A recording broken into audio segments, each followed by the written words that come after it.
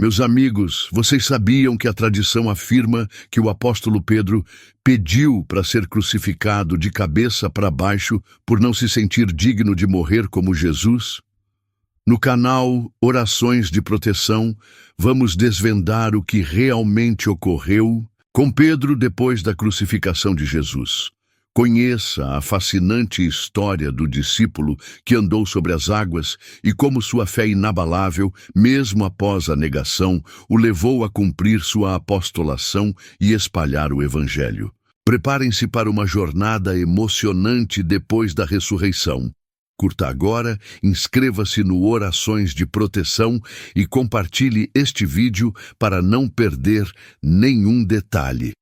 Meus amigos, já imaginaram o peso esmagador no coração de Simão Pedro naquele dia terrível da crucificação? O discípulo, sempre tão impetuoso e próximo de Jesus, viu seu mundo ruir. A dor lancinante, o medo paralisante e a lembrança amarga de ter negado o Mestre momentos antes.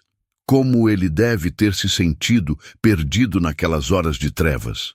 Poderia ser o fim da linha para ele. Contudo, assim como a filosofia estoica de Marco Aurélio e Zenão de Cítio nos ensina a buscar força interior, mesmo nas piores tempestades, a história de Pedro se revela como um poderoso exemplo de resiliência e fé transformadora. Aquele momento de profunda angústia não foi o ponto final para o apóstolo, mas o ponto de partida para uma jornada incrível redefinida pela ressurreição. Neste vídeo do canal Orações de Proteção, nosso foco central será justamente desvendar essa trajetória, as aventuras, os desafios e os sofrimentos de Pedro depois da crucificação. Vamos explorar como ele encontrou forças, sua fé inabalável e o profundo significado espiritual de sua vida dedicada à apostolação e à propagação do Evangelho, muitas vezes enfrentando dura perseguição. Mergulharemos nos relatos preservados nos Evangelhos e na rica tradição cristã para responder a perguntas que ecoam através dos séculos. Quais foram as dificuldades que ele enfrentou? Qual foi, de fato, o destino final deste pilar da Igreja? Fiquem conosco e descubram a força encorajadora da fé que nasce mesmo em meio às cinzas do desespero. O impacto imediato e a confusão. Imaginem a cena, meus amigos. O céu sobre Jerusalém parece pesar mais depois da crucificação. O Mestre, aquele que irradiava esperança e poder divino, jazia morto. Para Pedro e os outros discípulos, escondidos em algum lugar da cidade tumultuada, o ar devia estar carregado de medo e desorientação. O chão que antes parecia firme sob seus pés havia desaparecido. Lembram-se da promessa fervorosa de Pedro, de que jamais abandonaria Jesus, mesmo que custasse sua vida? E então, poucas horas antes, no frio pátio do sumo sacerdote, o medo falou mais alto.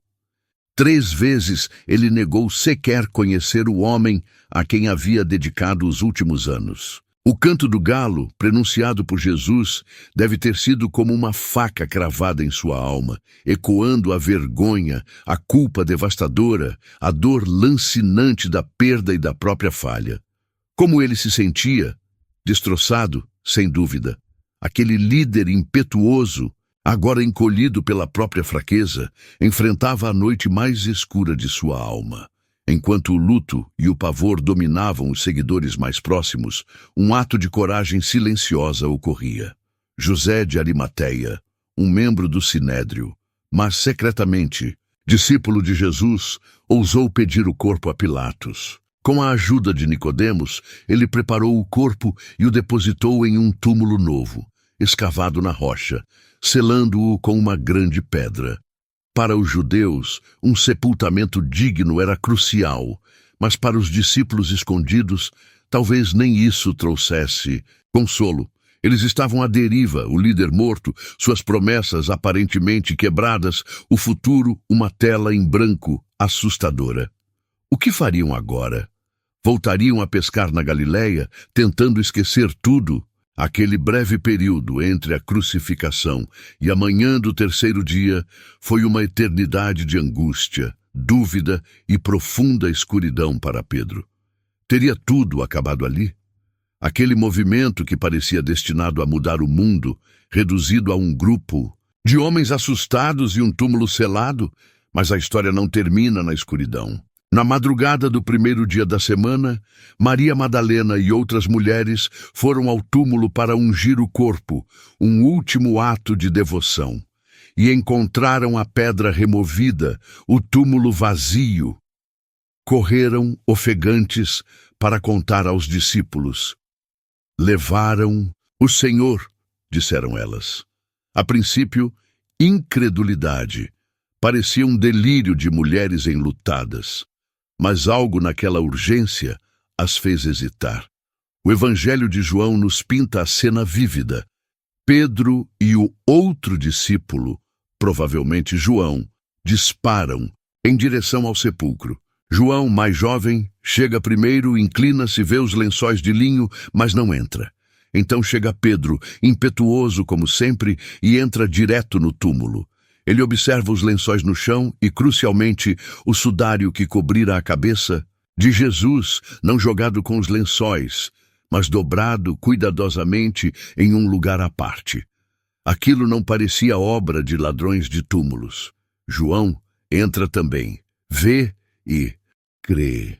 Para Pedro, naquele momento, a compreensão plena da ressurreição talvez ainda não tivesse florescido, mas a confusão dava lugar a um assombro profundo, uma pergunta incômoda e maravilhosa. O túmulo vazio não era um fim, mas um sinal poderoso. A semente da transformação de Pedro, plantada por Jesus, começava a germinar na terra escura da dúvida, regada pela possibilidade impossível da ressurreição. O palco estava montado para a maior reviravolta de sua vida, a restauração e a nova missão. A descoberta do túmulo vazio foi a faísca, meus amigos, mas foi o fogo dos encontros com o Jesus ressuscitado que forjou a transformação definitiva de Pedro. Não foi um evento único, mas uma série deles. Imaginem a mistura de temor, alegria e incredulidade que tomou conta dos discípulos quando Jesus apareceu a eles. Primeiro às mulheres, depois a dois no caminho de Emaús, e finalmente ao grupo reunido, atravessando portas trancadas pelo medo. Ele comeu com eles, mostrou as marcas da crucificação, acalmou seus corações turbulentos e lhes abriu as Escrituras. Para Pedro, cada aparição era um passo para fora da sombra de sua negação, uma reafirmação de que a história não havia acabado, mas estava ganhando um novo e glorioso capítulo através da ressurreição. Mas como Pedro, especificamente, foi restaurado à sua posição de liderança, como foi identificado e confirmado diante dos outros depois de sua falha tão pública? A resposta definitiva veio em um cenário carregado de significado: às margens do mar da Galileia. Foi lá que Jesus havia chamado Pedro e outros para serem pescadores de homens. Era um retorno às origens, mas agora com uma perspectiva totalmente nova. Depois de uma longa e frustrante noite de pesca, onde nada apanharam, os discípulos desanimados avistam uma figura na praia ao amanhecer. Uma voz familiar os instrui a lançar a rede do lado direito do barco. Obedecem, talvez por hábito ou por uma intuição inexplicável. E então o milagre. A rede vem tão cheia de peixes grandes que eles mal conseguem arrastá-la para o barco. Naquele instante, a memória de outra pesca milagrosa acende a mente de João, o discípulo amado que exclama: "É o Senhor." Pedro, ouvindo isso, não consegue conter sua impetuosidade característica. Ele, que estava parcialmente despido para o trabalho, veste rapidamente sua túnica, lança-se ao mar e nada vigorosamente em direção à praia, deixando os outros trazerem o barco com a pesada carga. Seu coração ardia por estar novamente perto de Jesus. Na praia, uma cena acolhedora os espera. Uma fogueira com peixe assando e pão. um café da manhã preparado pelo próprio Mestre ressuscitado. A refeição transcorre em um silêncio reverente, ninguém ousando perguntar: quem és tu? Pois sabiam que era o Senhor. É depois dessa comunhão íntima que Jesus se volta para Pedro, chamando-o por seu antigo nome, Simão, filho de João. E vem a pergunta crucial, repetida 3 vezes. Como um bálsamo que também sonda a ferida da negação, tu me amas mais do que estes? A pergunta não buscava humilhar, mas curar. Buscava um amor genuíno, provado pelo fogo, não mais baseado na autoconfiança de Pedro, mas na dependência total de Jesus. Pedro, entristecido pela repetição que lhe feria a memória da traição, responde com uma humildade nova, despojada de qualquer arrogância. Sim, Senhor, tu sabes que eu te amo. Ele apela ao conhecimento íntimo que Jesus tinha de seu coração. E a cada resposta, Jesus não o repreende, mas lhe entrega a maior das responsabilidades. Apacenta os meus cordeiros, pastoreia as minhas ovelhas, apacenta as minhas ovelhas. Aquele que havia dispersado como uma ovelha assustada agora, era chamado a ser o pastor principal do rebanho de Cristo. Ali, diante dos outros, Pedro foi publicamente perdoado, restaurado e comissionado. A pedra, antes rachada pela negação, foi consolidada pela graça. Sua transformação estava completa. Ele estava pronto, não por suas próprias forças, mas pelo poder do perdão e do chamado de Jesus, para liderar a igreja primitiva e levar o evangelho até os confins da terra, iniciando sua poderosa apostolação.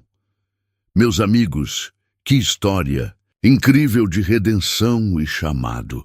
A jornada de Pedro está apenas começando a se desdobrar depois da ressurreição. Para continuar descobrindo os detalhes fascinantes sobre a misteriosa tragédia, no sentido de drama e sofrimento de Pedro, depois da crucificação, e o que realmente ocorreu com este belo e nobre apóstolo, não deixem de se inscrever aqui no Orações de Proteção. Ativem o sininho, curtam e compartilhem agora, para não perderem nada desta saga de fé e coragem. O apóstolo em ação, poder e perseguição. Restaurado e cheio do Espírito Santo no dia de Pentecostes, Pedro emerge como a figura central e destemida da igreja primitiva em Jerusalém. Aquele pescador que negara Jesus por medo, agora se levantava diante de multidões e das mesmas autoridades que condenaram seu mestre, proclamando com ousadia a ressurreição e o senhorio de Cristo. O livro de Atos dos Apóstolos está repleto de suas ações. Curas milagrosas, como a do coxo na porta formosa do templo, sermões poderosos que levaram milhares à conversão, e uma liderança firme diante das primeiras perseguições. Quais foram exatamente as experiências de Pedro depois da crucificação, segundo as fontes bíblicas? Vemos ele e João sendo presos pelas autoridades judaicas, ameaçados e ordenados a não mais falar em nome de Jesus. A resposta de Pedro é emblemática de sua transformação. Julgai vós se é justo diante de Deus, ouvir-vos antes a vós do que a Deus. Porque não podemos deixar de falar do que temos visto e ouvido. A coragem substituiu o medo. A influência de Pedro era tamanha que as pessoas traziam seus enfermos às ruas, na esperança de que ao menos a sombra de Pedro, ao passar, os cobrisse e curasse. Ele não apenas liderava a comunidade em Jerusalém, mas também viajava, levando o evangelho a outras regiões, como vemos em sua visita a Lida, onde curou o paralítico Enéas, e a Jope, onde ressuscitou Tabita, ou Dorcas. Um marco crucial em sua apostolação foi a visão que teve em Jope, seguida pelo encontro com o centurião romano Cornélio. Ali, Pedro compreendeu que a mensagem de salvação não era exclusiva para os judeus, mas para todos os povos, abrindo definitivamente as portas da igreja aos gentios. Essa decisão, embora inicialmente controversa para alguns, foi fundamental para a universalização do cristianismo. No entanto, essa expansão e ousadia não vieram sem custo. A perseguição se intensificou. O rei Herodes Agripa I, buscando agradar alguns líderes judeus, mandou prender Pedro com a intenção de executá-lo após a Páscoa, como havia feito com o apóstolo Tiago, irmão de João. A igreja orava fervorosamente por ele. E na noite anterior à execução planejada, um anjo do Senhor o libertou milagrosamente da prisão, guiando-o por entre guardas adormecidos e portões que se abriram sozinhos. Essa libertação espetacular reforçou a convicção de que Deus estava com Pedro em sua missão, mas também evidenciou os perigos constantes que ele enfrentava. As dificuldades eram imensas, mas a fé e a determinação do apóstolo, agora firmemente ancoradas na graça divina e no poder da ressurreição, o impulsionavam a continuar, custasse o que custasse. Sua vida se tornou um testemunho vivo do poder do evangelho que ele pregava, o legado final, martírio em Roma. Depois de anos de incansável ministério, liderando a igreja em Jerusalém, viajando em missões e fortalecendo as comunidades cristãs, qual foi o destino final de Pedro, o apóstolo? As Escrituras não detalham seus últimos dias, mas a tradição cristã, muito antiga e consistente, aponta para Roma. Acredita-se que Pedro, seguindo seu chamado missionário, chegou à capital do império, continuando sua apostolação, pregando o evangelho e liderando a crescente comunidade cristã local. Sua figura tornou-se central, a pedra fundamental e líder dos apóstolos, especialmente na tradição católica que o vê como o primeiro bispo de Roma. Como a história de Pedro, depois da crucificação é lembrada na igreja, ele é reverenciado como um pilar essencial. Contudo, Roma, sob o reinado do imperador Nero, tornou-se um lugar de brutal perseguição aos cristãos, especialmente após o grande incêndio de 64 d.C. E foi nesse contexto terrível, provavelmente entre os anos 64 e 67 d.C., que Pedro encontrou seu martírio. A tradição, ecoada por escritores antigos, relata um detalhe marcante e profundamente simbólico sobre sua morte. Condenado à crucificação, assim como seu mestre, Pedro teria feito um último pedido: ser crucificado de cabeça para baixo. Ele se considerava indigno de morrer exatamente da mesma forma que Jesus. Que demonstração final de humildade e reverência por aquele a quem ele havia seguido, negado e finalmente servido até o fim. Essa imagem de Pedro crucificado de forma invertida tornou-se um poderoso símbolo na arte cristã, representando sua devoção extrema e sua união com o sofrimento de Cristo. Essa morte não foi uma surpresa inesperada. Lembram-se daquele diálogo restaurador à beira do mar da Galileia? Depois de comissionar Pedro a pastorear suas ovelhas, Jesus profetizou sobre o fim de sua vida. Em verdade te digo que quando eras mais moço, tu te cingias a ti mesmo e andavas por onde querias. Mas quando fores velho, estenderás as tuas mãos, e outro te cingirá e te levará para onde tu não queres. O próprio evangelista João acrescenta que Jesus disse isso, significando com que morte havia Pedro de glorificar a Deus. Aquelas mãos estendidas, na tradição, apontam diretamente para a crucificação. Assim se cumpriu a palavra do Mestre, e se encerrou a jornada terrena do pescador da Galileia, de discípulo impetuoso e falho a apóstolo restaurado pela graça, líder corajoso da igreja primitiva e, finalmente, mártir fiel em Roma. Sua história, marcada pela negação e pela restauração, pela ousadia e pelo sofrimento, é um testemunho poderoso do poder transformador da fé em Cristo. O legado de Pedro, a pedra, permanece como inspiração, mostrando que Deus usa pessoas comuns e falhas para realizar grandes obras, e que a fidelidade até o fim glorifica o nome de Jesus. E assim, meus amigos, chegamos ao fim desta jornada pela vida de Pedro depois da crucificação. Vimos como Simão, o pescador, foi transformado por Jesus em Pedro, a pedra, designado para liderar a igreja nascente. Sua história é marcada por contrastes profundos, a fé ardente e a negação dolorosa, seguida pela bela restauração, onde recebeu o chamado para apacentar as ovelhas.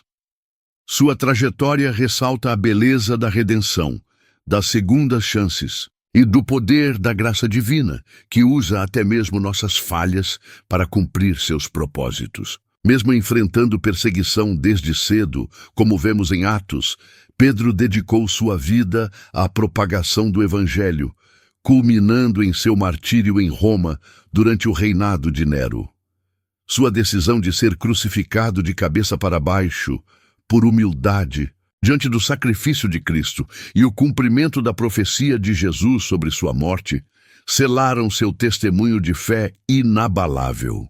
Ele se tornou uma inspiração duradoura, um exemplo de como a fraqueza humana, quando rendida a Deus, pode se tornar força extraordinária. Se você chegou até aqui, parabéns pela sua perseverança. Sua jornada de fé também pode ser transformadora. Para continuar se inspirando, confira estes 2 vídeos que estão aparecendo na tela agora. Deixe seu comentário abaixo dizendo o que mais te tocou na história de Pedro. E para mostrar sua garra, comente: eu cheguei até o final, sou persistente, eu vou vencer. Um grande abraço do canal Orações de Proteção e até a próxima.